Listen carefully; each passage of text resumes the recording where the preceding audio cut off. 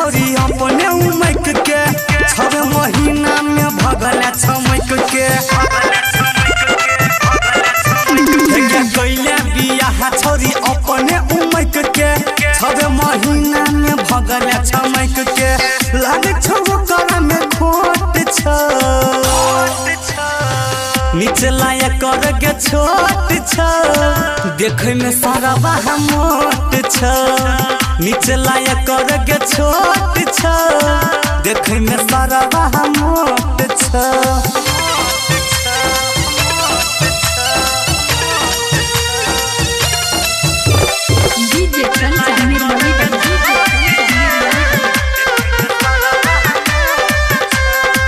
रहे कुआर तो यार यार कोइले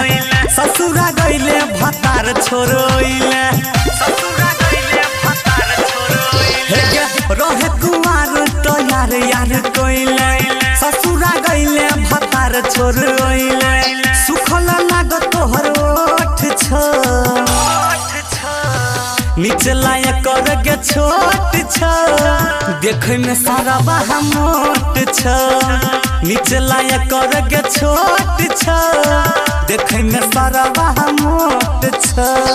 देखे में सारा बाह मोट छ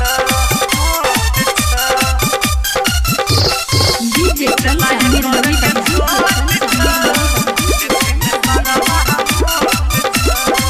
निमन देखी बियाह कोई दिल को चल से ने तोर बापू पूछल को निमन देखी बियाह कोई दिल को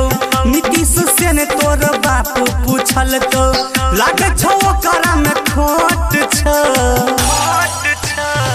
निचला कर के छोट छ देखे में सारा बाह मोट छ निचला कर के छोट छ देखे में सारा बाह मोट छ